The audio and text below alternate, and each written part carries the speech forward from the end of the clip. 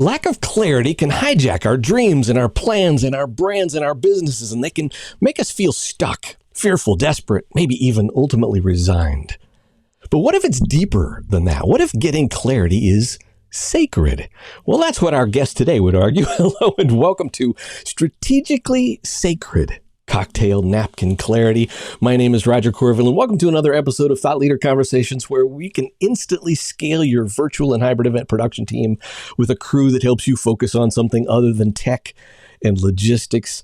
But we're not here to talk about us, and I am excited to welcome to the virtual stage here Theresa Rose, CSP, crystallizer, strategic co-creator. But let me give you some context. So Theresa has formerly led in senior marketing and product development roles Fortune 500 companies, leading a global team managing more than 100 million in revenue. Interestingly, I think more interestingly, 2 times a TEDx speaker, 5 times an author, delivers cocktail napkin clarity for brands and businesses. And the secret sauce I think we'll be talking about today is strategically sacred. Now, I want to point out one other thing. Theresa is an award-winning speaker boasting the highest earned award from National Speakers Association, the CSP. I can tell you personally what becoming a certified speaking professional means. Theresa means she's the real deal. Welcome, Theresa. Glad you're here. Tell us a little more about who you are and what you do. Well, thank you, Roger. I appreciate it. I'm excited to be on your show. So, what I do, it's always such a loaded question. What I deliver is cocktail napkin clarity for brands and businesses, and then I speak about the power of that cocktail napkin to organizations all over the world. What I do, in its essence, is I see people for a living. I see their gifts, their talents, their value proposition, their passions, their purpose, their mission, and I wade through avalanches of words to get to the point where we can crystallize it down to what you can doodle on a cocktail napkin. So I kind of liken myself as, you know, a modern day feminine Michelangelo who creates Davids for brands and businesses on a regular basis, chipping away everything that isn't the art of who they are. Mm. I'm just going to let that soak in for a moment. I love that. So you say clarity is your jam. And when you talk Yeah. about being a brand and business crystallizer, and you do so in a way that's strategically sacred to both you and them. I thought that was kind of an interesting way of putting it. How is your work together, working with a client, strategically sacred to them? Yeah, thank you for asking that question. So I characterize my work as strategically sacred for this reason. The process of crystallizing someone is not about uh, adopting a methodology that is my own that I'm going to put in as a recipe, and then I'm going to give an output of, here's what your new brand looks like. I don't operate from that perspective of what typical marketing agencies do, which is give you a huge survey and ask you to fill out a 30-page document about who you are, and really put the onus on them to see themselves, because they're in trouble because they can't see themselves. So the work that I do, I really do hold with great reverence, because what I perceive this work to be is that when you step into a space of strategically sacred clarity work, what that means is that I show up for my clients in mind, body, and spirit, to give them all of the reflection and the observation and the clarity that I perceive as I'm seeing them, really seeing them. And the reason why it's so sacred is people, whether you're a big company or you're a solopreneur who's operating on creating a thought leadership platform for yourself, no matter who you are or what you do, there is some reason that you are in that role, and you have that mission, and you have that company that is important to you. You care, you want it to succeed, you want it to thrive, you want to make an impact. There's something in their hearts that really drives them to to do what they do every single day in a world that is challenging and overwhelming and fraught with all sorts of, distraction and disruption. So, what I do in the work that I offer in my crystallization services is to approach it in the form of a master mind. So, and I'm really wanting to dive into what that really means. So, just as a quick story, I grew up very early on in my life with these concepts of sales and marketing. I grew up in a single, from a single mother who was running her own direct sales business. From the earliest of ages, I was taught about marketing and sales and leadership. And when you're in a developmental stage as a child, so much of who we are is impacted by who we were and who we were raised by. Right? That's the foundation of our our expression. So knowing that I was raised by a woman who, brought me along to dining room tables all over the Midwest to share her products, and seeing her doing, recruiting interviews in Perkins restaurants when I was 6 years old, and seeing the things that she did to run her entrepreneurial business in this foundational way really affected who I am. And my mom's, who passed away in 2006, my mom's most treasured uh, uh, piece of content that she had with her was Napoleon Hill's Think and Grow Rich. And I still have I was her 1960 weathered copy right over there, $1.95. And in chapter 10 of Think and Grow Rich, Napoleon Hill, he has the power of the master mind.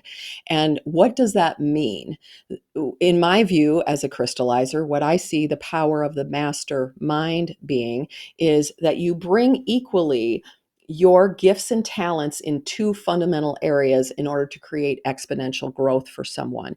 You create economics and you create energetics. So the economics are when I'm crystallizing someone, I'm bringing this is a great business model. Why don't you can expand into this line of business. Here's your access points. Here's your resources. Here's the branding that you can do. It's all about the monetization, right? The economics. And equally important in the power of the mastermind is the energetics that you bring. Are you bringing your heart and soul to this mission to help someone get cocktail napkin clarity? Are you really operating from that two or more people coming together in the spirit of unity for a single purpose? Right? And so when I do my crystallization work, I'm not coming from a place of selfishness. I'm coming from a place of seeing this person across the table from me or across the rectangle from me to really see them and honor them and understand them, because the reality is most of us are so utterly consumed with what we're doing that we have connection and we have conversation, but do we have what I call strategic co-creation? Are you advancing this connection to such a level that you will really see someone in the way that they wanted to be seen? For example, if I have a client who has a wealth of content out there, she might share, she's written books, she's done podcast interviews, she does speeches, she does executive coaching, consulting, she does all these different types of things everywhere. It's just, and the more brilliant you are, the more fractured you tend to be. Because you have so many opportunities to serve that you just serve no matter what, and you have a toolbox that you can pull from. What I do when I work with people is the first step that I do before I dive into their content to crystallize them, to wade through the avalanche of words to get to the essence of what can be on the cocktail napkin. I really, every single time, I sink into my heart, which is the most powerful part of me. I sink into my heart and I think to myself that this person across the table from me is just like me, who wants to be happy, who wants to be safe, who wants to be free from suffering, who wants to live a life of peace, who wants to serve, who wants to make the world a better place. In this very dark and changing world, the person across the table from me truly, genuinely wants to contribute to the betterment of humanity in whatever way they're doing that, whether it's their products or services, big company, small company, it doesn't matter. But I tap into that bigger mission and bigger reason of why they do what they do.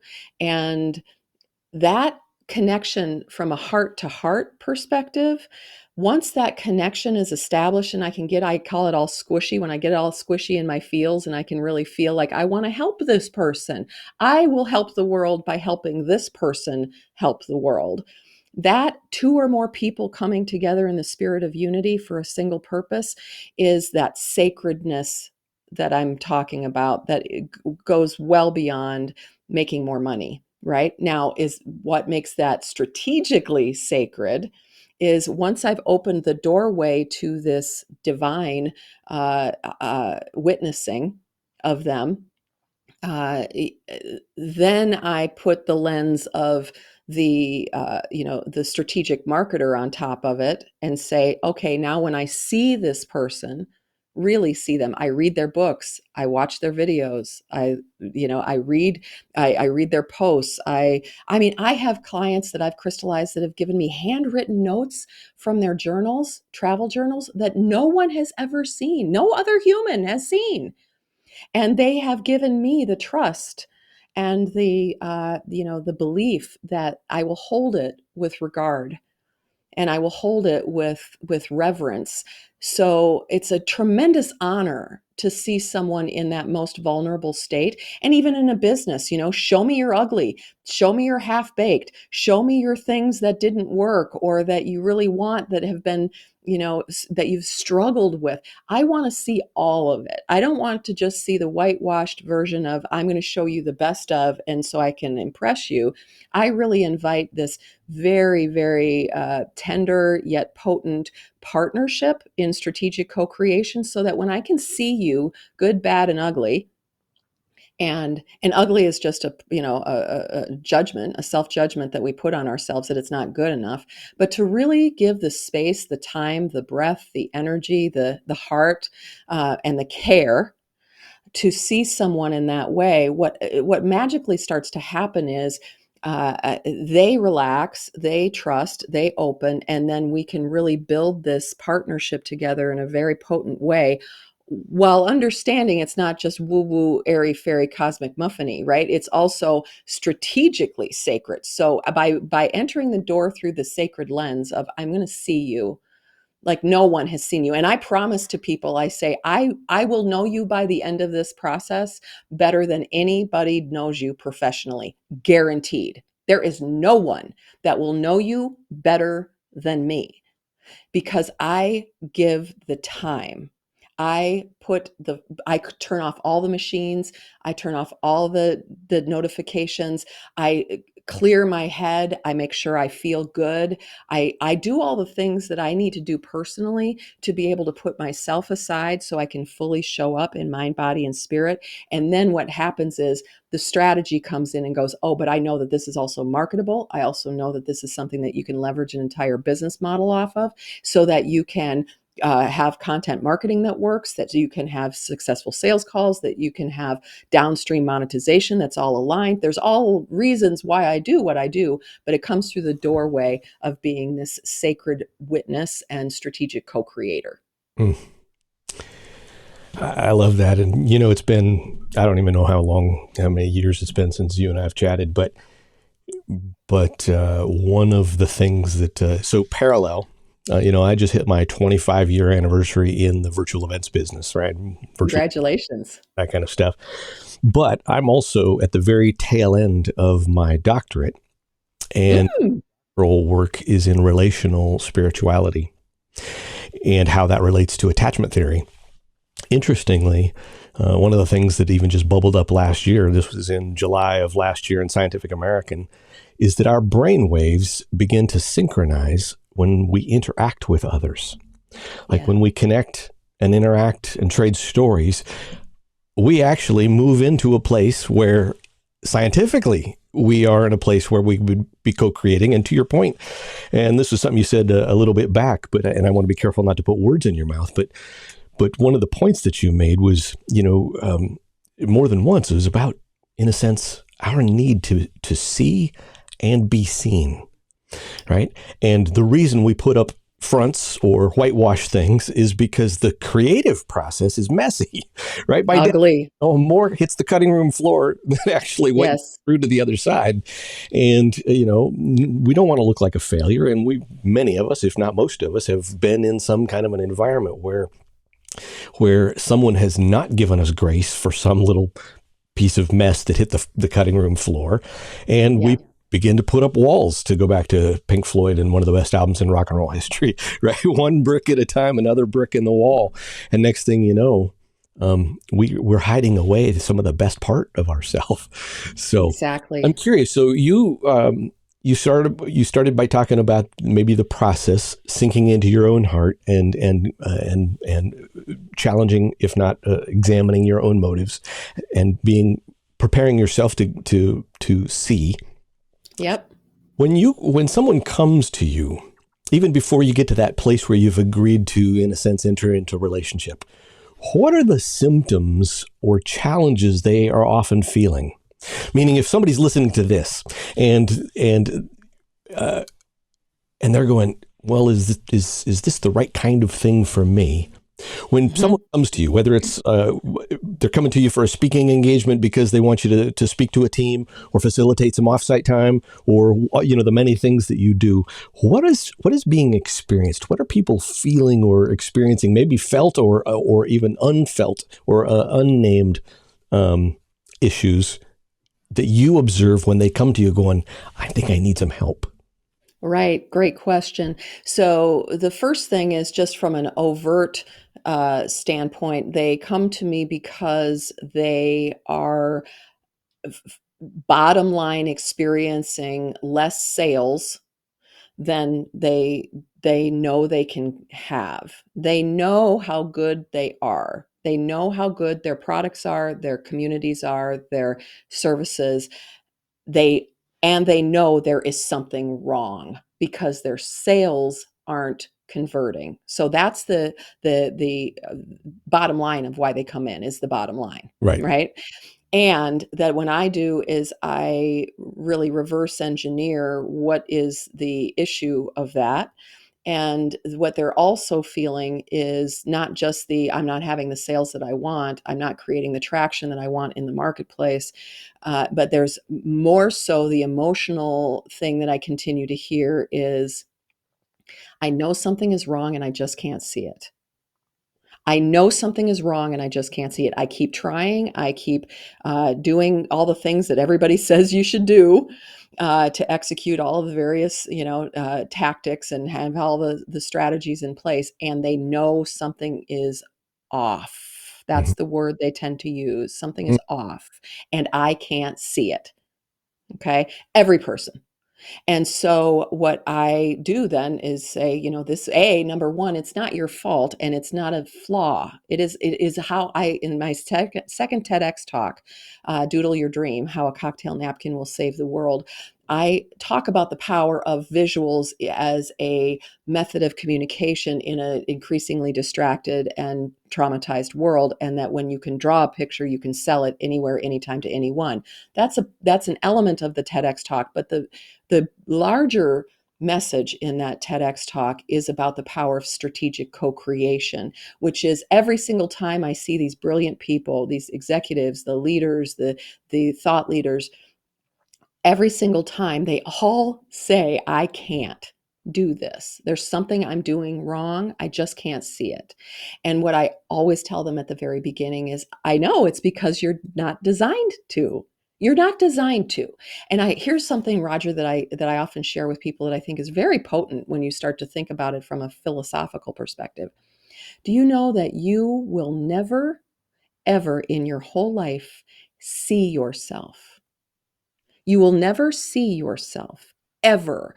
You will see aspects of yourself. You could look down and look at your arms and look at your belly and judge yourself for the drooping, wrinkling, not perfectness of an element of your body. So it's all going through distortion, right? Or you can look in a mirror, which is a reflection and a perspective of it, which of course, again, is run through these visual lenses of our eyes with so much programming and so much trauma and so much self-judgment that you will never ever see in glorious three-dimensional 360 realms yourself. You're going to walk through this whole world never seeing yourself. You're going to project, right? You're going to see some observe some element of it, but you'll never see the glorious being that you are. And that's where having a strategic co-creator, having someone else outside of you, then gives you that full perspective. And when you do that in a trusted environment, when you can really be seen without the judgment and with full support of somebody, because I won most enthusiastic in second grade for a reason. So I bring the mojo, okay, every single time. So you're not only creating this safe, nurturing, co-creative environment, but you're also infusing them with energy and you're infusing them with clarity. So they go, oh, it's not me. I'm not broken. Right? It is just the very nature of how do we excel. So coming back to Think and Grow Rich, right? So you had, this was 100 years ago, you had men that were a small group of men, essentially, the barons of the world, getting together because they realized that it isn't an inside job. If you're really going to take it to the highest of levels, you will do this with someone else. There will be others that are a part of this sacred practice for you. And that's really what I like to do. I imagine that myself as a conduit of that practice of how do I serve as a strategic co-creator for others. And to bring up the speaking, Roger, I mean, I from the earliest of ages, I wanted to be a performer, right? I mean, I had the stuffed animals by the mirror. I wanted to do a variety show. Lucille Ball and Carol Burnett were my heroes. And I'm funny. I've done stand-up comedy. I've done improv. Like I said, I'm a walking exclamation point of energy. I can be on stages and chomp them up for breakfast. Okay. I freaking love being on stage. I love being on stage. And it pales in comparison to the personal satisfaction that I get when I see someone and unlock them and crystallize them, because my impact, and maybe it's my age, but now I'm looking at legacy, right? What does the rest of my life look like, and what is the impact that I'm making? I find that while I still love being on stage and chomping it up and lighting it up and giving them the tools that they can use to have their own cocktail napkins, that is highly rewarding to me. And when I can do it for brands and businesses, the impact that I now have as the crystallizer, as opposed to merely just being a speaker, is in the millions, because of being able to be that sacred witness and strategic partner. Yeah, I relate to exactly what you just described. I mean, obviously, we both done a lot of speaking to a lot of people. For me, it was more about being an introvert / ambivert, but of enough of a character with a heart to serve, and I just want to give, right? And as it turns out, in some contexts, giving to 500 people is just a different context than if I'm, working with a team of 8 in a conference room and a whiteboard, something like.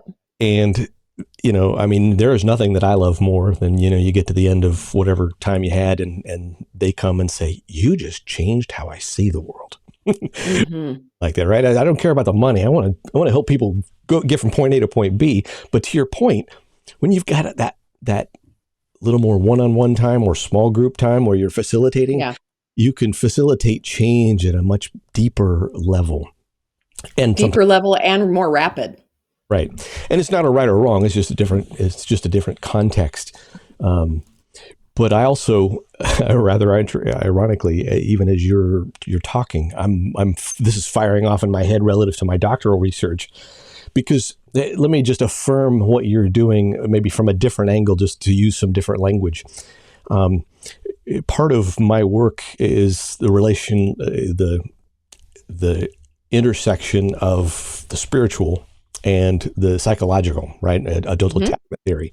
And in attachment theory, we, with children, you connect or attach or don't attach to a caregiver beginning at the youngest of ages, right? And Yes. we're securely attached, we're insecurely attached. Won't go too deeply into that. And of course, what they found is that we as adults carry that into adulthood as part of our as part of just how we expect to connect and interact and relate with people. Now, interestingly, the function that I hear you serving, which I think is beautiful because I could just see how you would be so awesome at it, is that all of us not only have that with regard to how we might relate to others as caregivers or in attachment, but we are also that for others. Mm-hmm. You don't have to be a therapist. You don't have to be a professional, coach or consultant to actually function in a way that at the most basic level is being a secure base or offering the opportunity to explore from, meaning you are a secure, safe place to come back to, regardless of whatever their relationships might be. You even just announced and put up front that intentionality to be that secure, safe haven that someone Yep. can come back to should they experience something, particularly if you're working with them over time, doing some discovery. And then that becomes the secure base from which they can go explore. Exactly. Explore and grow, because once they're in that safe space and they have the clarity, I call myself a claripist. I'm a clarifier and a business therapist all together, right? So once they have that safe space and they have the clarity of what they're doing, it is remarkable. It is truly magical to see someone get that level of clarity and then have the safe space in which to advance. I've just never seen anything like it. The amount of exponential growth that happens so quickly. It happens so quickly because we get out of that. If it is, my mother used to talk. It's funny because our parents. I love that you bring up attachment theory because I myself am working through my own personal traumas. And growing through them is she used to say a lot of catchphrases that she would read. I knew about Zig Ziglar and Tony Robbins and all the people growing up, and she would say, "If it is to be, it is up to me." And that mindset of if it is to be, it is up to me is actually it was detrimental because it isn't. It's if it is to be, it is up to we. It's the two of us. It's a group. It's the connection. And I believe, Roger, when you're talking about relational spirituality, is that what you called it? Relational spirituality Mm-hmm. is I believe that we are divinely designed to reach our fullest potential only when we are in partnership with another. I think that it's connected. I think there's a reason why, because we are so potent as individuals that if we need that other person, that is because it was supposed to be that way. We're supposed to have that safe haven, that person to talk to, and to feel safe with, that you can be ugly in the creative process, and not be judged. And I take that as a great honor that you recognize that in me, because in a world that is uh, not feeling safe, right, and people are being triggered, and frankly, we all went through in the pandemic global collective trauma that we just ignored once it got over, right? Which was We're, recently we're documented by the Surgeon General of the United States as a loneliness pandemic. Yes. Like record cultural, historical levels of loneliness and disconnection. Exactly. So we've going through the outgassing of that, the echo of that is why I feel like I'm so drawn and compelled to do it, because I don't want people to go through this alone. It's too hard. Roger, you and I both know, because we've been in this business a long, long time. I have spent hundreds of thousands of dollars on things that didn't work, things that people, it was the magic bullet. If you buy this, if you do this program, if you attend this event, everything will start to open up for you. And I realized that it was never working. It never really worked to the degree. I knew something was wrong. I knew that I was as good as I am, but I wasn't seeing the results.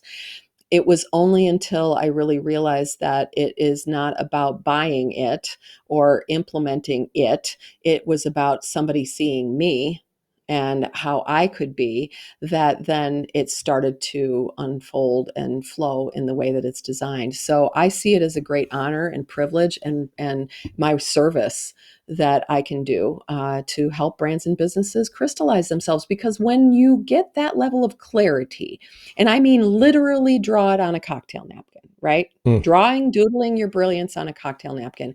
I not only see that you can create empires, and I've seen it, empires off of cocktail napkins, but also even just personal branding.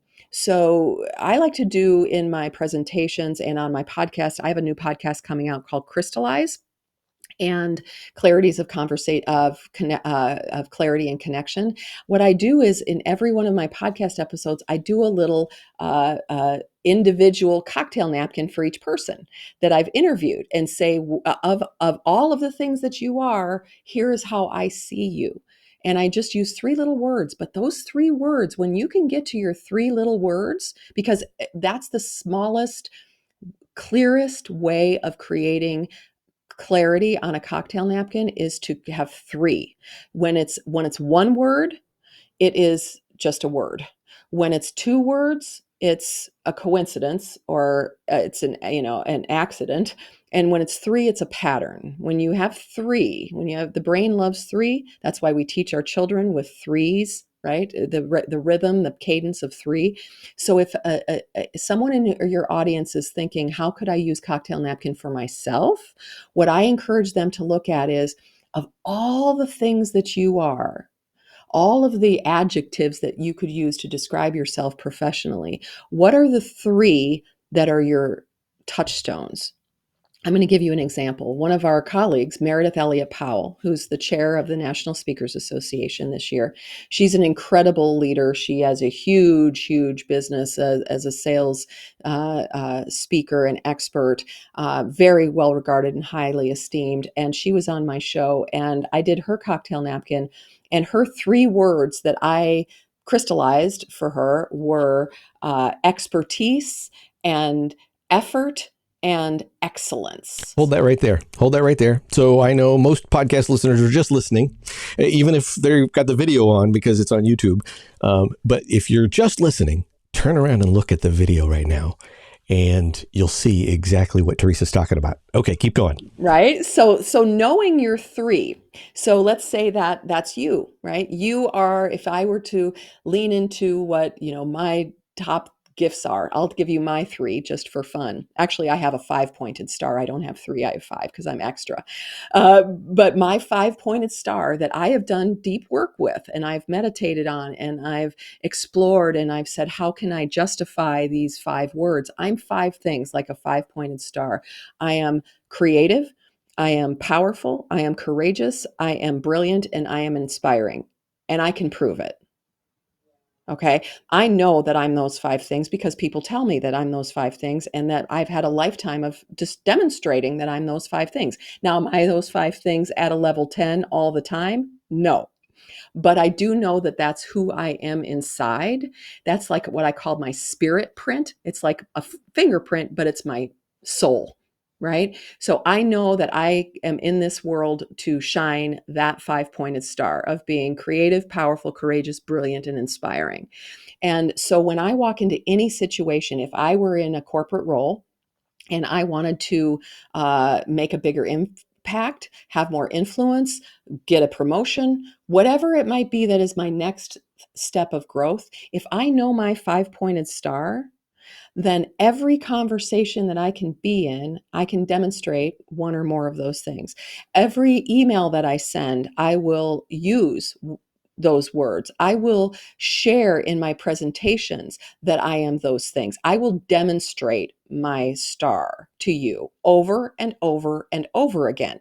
When I have my performance review, I will use my star to say, I would like to share what I did this last year through the lens of these 5 things that I think I offer. Number 1, here's where I was creative. Number 2, here's where I was powerful. Number 3, here's where I was courageous. Number 4, here's where I was brilliant. Number 5, here's where I was inspiring. See, you're starting to communicate your truth through the lens of this picture in your mind. You can see the 5-point star, right, in your head. So when I know that that's my touchstone, my grounding, and who I really am, then I demonstrate that through every place that people read, listen, watch, and interact with me. And it doesn't take very long, Roger, before you start amplifying. My cocktail napkin is clarify, amplify, monetize. Once you're crystal clear and you can draw it on a cocktail napkin, you've clarified yourself.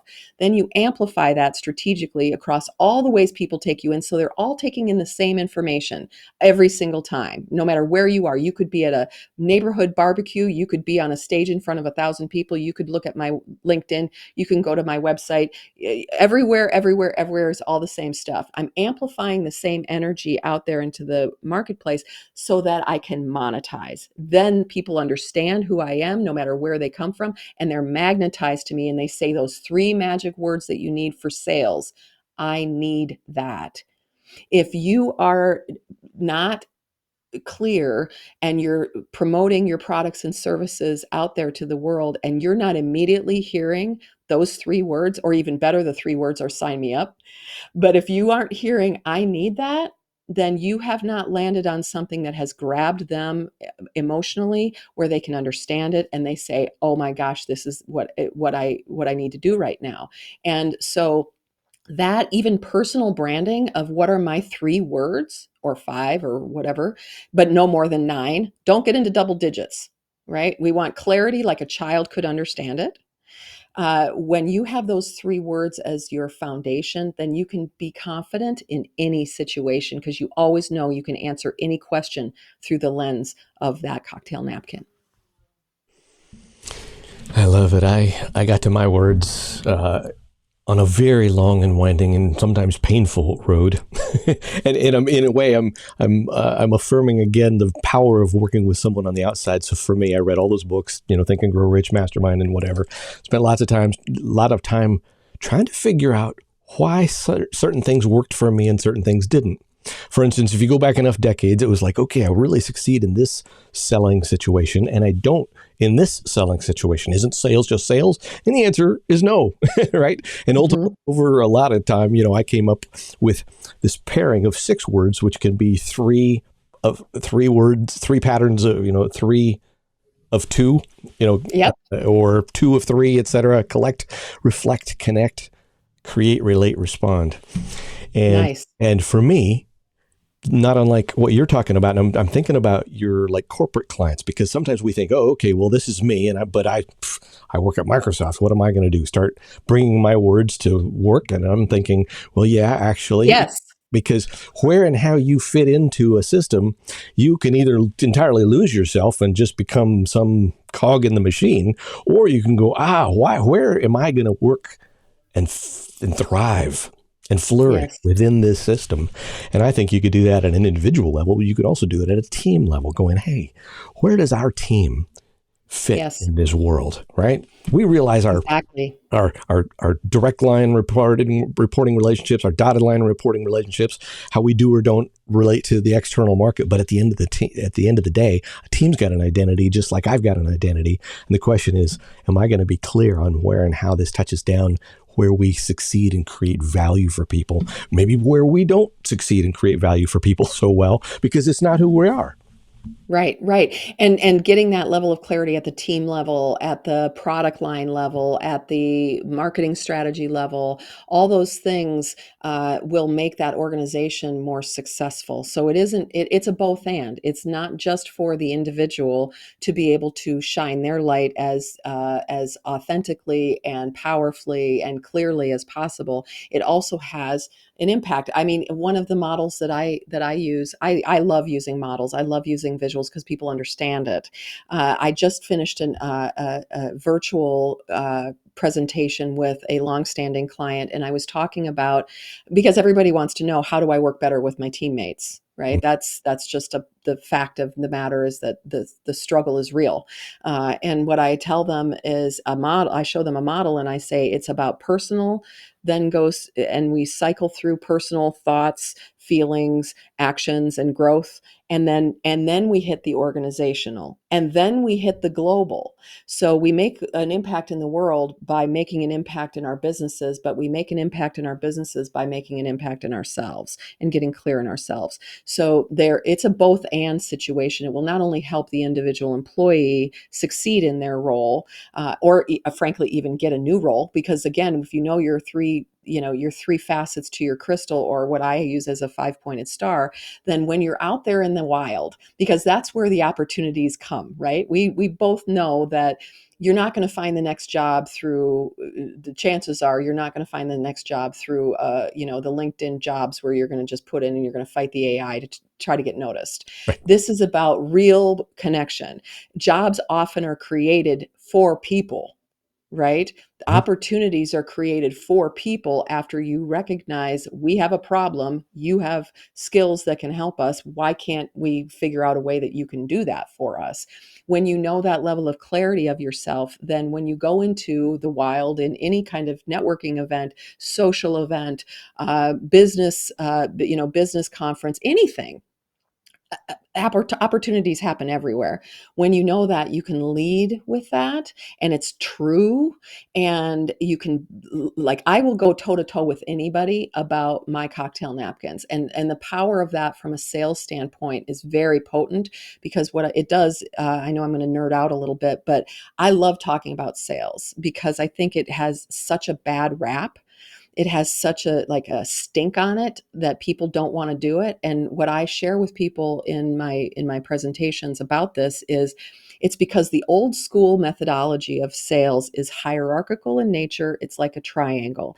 The person on the top is the buyer, and then there's a bunch of sellers on the bottom that are hoping and angling to get the buyer's notice. The buyer's dominant, the seller is submission, the buyer has power, the sellers have commission breath. Okay. And so that's the old school way of doing it. And the reason why we are resistant to sales is because we don't want to be submissive. We don't want to be rejected. We don't want to be judged. We don't want to be cast aside. We don't want to be in fear. We just don't want that as people. So we resist putting ourselves in situations like that. So that's triangle, old school, patriarchal, different way of looking at life way. I invite people to consider sales in a circle. And that circle is you and I are equal. We are humans. We are humans with hearts that beat, and that we want to live a life of meaning and purpose and health and enjoyment. And what I do in my sales is I turn it into triangulated sales. So that means I'm bringing a third energy into the conversation, which is the cocktail napkin. So I'm not selling myself. What I'm doing is I'm full body listening to you, because that's the first step that you can do in sales, is just be fully and completely present with someone, to hear them, see them. What are they saying? What are they not saying? What's their pain? Can you recognize it just as a human, right? Really seeing them fully, while not having in your mind, well, when am I going to do my sales pitch? Or how am I going to solve this problem, right? You are really, really open and relaxed, and you're creating that trusted space with them. And people know it and they feel it right away, right? Even on over Zoom, they feel when you're with them. And so when you're in that space, and they invariably then turn it back to you and say, enough about me, what about you? Right. And I don't care when you do that. You could do that in the last 5 minutes. I want you to keep talking and talking and talking and talking and talking, so I get to know you better. And then when you invariably turn it to me and say, what about you? Instead of me telling you about me, what I'm going to do is I'm going to divert your attention as a buyer, potential buyer, from me to my idea on the cocktail napkin. And I go, I'm so glad you asked me that. I cannot wait to tell you what lights me up every single day. What lights me up every single day is giving cocktail napkin clarity. And how I do that is through clarify, amplify, monetize. And then I tell 30 seconds of why this is amazing. And I literally say, Roger, in these conversations, this is the hill I'm willing to die on. This is how important this is to me. because I've seen it work. And I know the power of strategic co-creation. And I know that drawing on a cocktail napkin will pierce the veil of noise and distraction so that your buyers can pay attention to you and that you know what you're doing every single minute of the day. You know what you're going to be working on. And invariably, I hear those three words. Now, I haven't once offered anything, right? I've triangulated the energy so you're no longer paying attention to me as a buyer, like I'm going to judge you, evaluate you, reject you, but you're a peer and potential partner of mine in this circle to look at this triangle or this cocktail napkin, right? And then your attention is that, and they invariably will say, "We need that." And then it's like, great, okay, let's talk about what that looks like, right? It just feels completely different than I'm getting evaluated, right? You already know what you're going to say. And if they like it, great. If they don't, that's great too, right? Move on to the next person. That's the power of that from a sales standpoint. A little bit ago, you mentioned that this works even in a virtual environment, like a Zoom meeting. Take that to the next level. I'm curious, and I would agree. Probably my own biases that we can actually form actual connection even in a remote environment, whether that's a one-on-one meeting via Zoom or you're presenting to 1,000 people in a webinar. Mm-hmm. From your perspective, take that level of your way of seeing connection and that clarity, napkin clarity that you bring to someone, and how they might apply it as they're communicating in a different or unfamiliar environment, like something virtual. Well, I first say to everyone when we're talking about a virtual container, I'm a big fan of talking about containers, and so this is a container, a sacred container, whether it's on rectangles or it's face to face, to really appreciate that we are in a container and that past this camera is a human being. Right. And to really, like I said, the part of the process of crystallizing, every time I do a virtual, before I start the virtual, I will, I know it again sounds a little woo woo, but I take a few moments, like I light a candle. Okay, before I do it, I have rose oil that I use that just kind of reminds me of just groundedness and beauty and sacredness, and it just puts me in my heart. So before I turn on okay, here we go, we're going to talk about this and we're going to do this activity and everybody light up the chat and who is, raise your hand, digital hand, let me take you off mute, all the things that happen, getting into our hearts first and remembering that these are people just like me who want to be happy, safe, free of suffering, and at peace. That helps me open my heart up. And then I also do just kind of tactically specific things, like I will always put the camera, the person that I'm talking to, right under their image right under the camera, so that I'm talking to you, Roger, right? I'm not looking at, does my hair look bad, which I know I can already feel, yes it does. So, I'm not worried about all that. And I'm more connecting really to that person and being in the heart space to be able to hear them fully. And so my mindfulness training, I ran an alternative healing center after my corporate background, and was teaching meditation and Reiki, and I had a private practice, and I was all in it about the mind body connection and energy management and intuition and all the things. And that level of really being present with someone, deeply present with someone, is really the key, right? To have the discipline and to have the skill to put aside the noise, even when things are blinking at you and nudging you, to truly be with somebody in a virtual environment. And that's what COVID, I mean, I knew how to do this work because, again, you've been doing this for 25 years. I've been around a fair amount of virtual work, but the work that I did during COVID was instrumental because I had to really, really get good at making that safe space in virtual land right away. And I find, honestly, just body full body listening, right, looking at them and present with them is what is the key.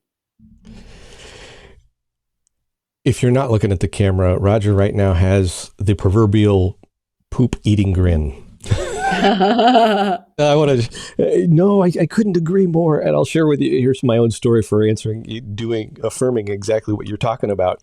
I was speaking at a conference in Atlanta, which is a good long way from the Pacific Northwest where I live.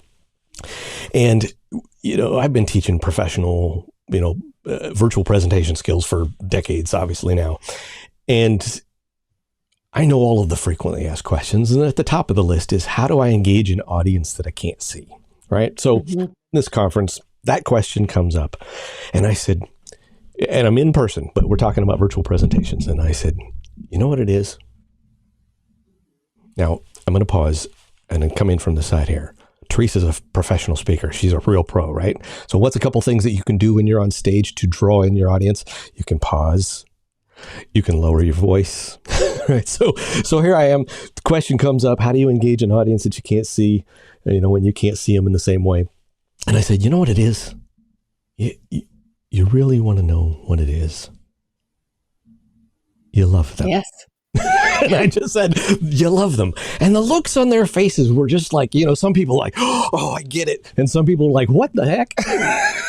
Absolutely. I 100% agree. Love is at the core of all of it. And I've done presentations, virtual presentations for organizations, and it's a sea of names, of black screens with white names, right? Because nobody's on video.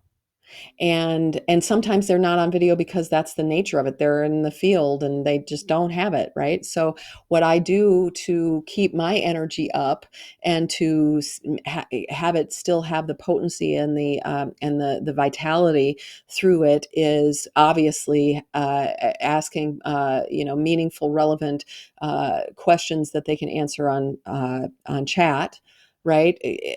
Like I have one, Roger, that's really easy and simple, but it really helps. Is at the beginning of a virtual, I will ask people, because much of the work that I do is its foundational element, as you've heard multiple times in this conversation, is about being present, and it's about really, arriving fully in mind, body, and spirit. And so I will have them arrive with me and say, just take a moment now to really, before we dive in, cut off what happened beforehand. Don't think about what's happening after. Breathe. This is where my meditation, background comes in. I give them almost like a mini visualization, right, to get in fully into their bodies, mind, body, and spirit. And then I'll say, just go to the chat and give me an emoji of where are you right now? Where are you right now? Without judgment. And you'll see crying faces, and you'll see anger balls, and you'll see sad faces, and you'll see some smiles, right? But what I'm doing is just having them start to be a part of the virtual container, to voice where they are now. And it's just an amazing and simple thing to see all these emojis of how people are, because it's a testament to where we are in humanity, that we are all a kaleidoscope of emotion at any given time. But B, it's like the attendees know that I care about them, and they aren't just a nameless, faceless sea of rectangles, right? So that's what I like to do, is bring old school stuff of let's get present with each other. All right, two final questions as we bring this in for a landing. Number one, Okay. I know you've got a cheat sheet on your website, TheresaRose.com. Tell us a little more about what folks are going to find there, how they can get in touch with you, why they should go get that cheat sheet. Yeah. So people often ask me, well, how do I do this for myself? How do I crystallize myself? And I will say that, again, the caveat is it's always better to have someone else help you and to help you be seen. But I did want to give them a 10 point, what are the 10 steps that I do when I crystallize somebody? And so that cheat sheet will help them walk through what are those steps that I do to immediately start crystallizing a brand, a business, or a big idea. All right. TheresaRose.com, just in case you're listening as opposed to watching, because it's on the screen as well. Final question for you. What question would you have loved to be asked today that I haven't asked you? What question would I love to be asked today? I would have loved to have been asked, who inspires me to be better? And I would say, I know it could be perceived as being kind of trite, but honestly, Taylor Swift. Taylor Swift is someone who inspires me to be better.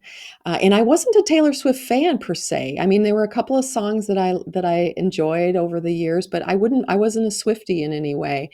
And in this last tour, I unfortunately didn't get to see it, but I saw it on a million times on TikTok, and I also saw the video and the movie. But I really am truly in my heart impacted by her and how she runs a $1 billion business, how she creates. Raving fans is an understatement of what she creates. Mhm. And purely the word nerd in me loves how prolific she is. I mean, she is the poet of a generation. She is the modern day Shakespeare. She is Shakespeare wrapped up in the Beatles with some Elvis thrown in, and a little Michael Jackson production value. She's truly a remarkable creator. And again, creativity is one of my 5-pointed stars. So that part of my star in that creative realm, that's who I think of, and so I'm really inspired to think bigger and do more of the gifts and talents that I have, so I can make the biggest possible impact. Well, thank you. I love that. I bet we could talk for another hour about that as a fellow creative. But thank you again to our wonderful guest today, Theresa Rose. You can learn more about her and connect at theresarose.com, and of course, plenty of other places like LinkedIn. And thank you again to our sponsor today, virtualvenues.com, where you can instantly scale your virtual and hybrid event production team. We will catch you on the next episode of Thought Leader Conversations. Thanks, Roger.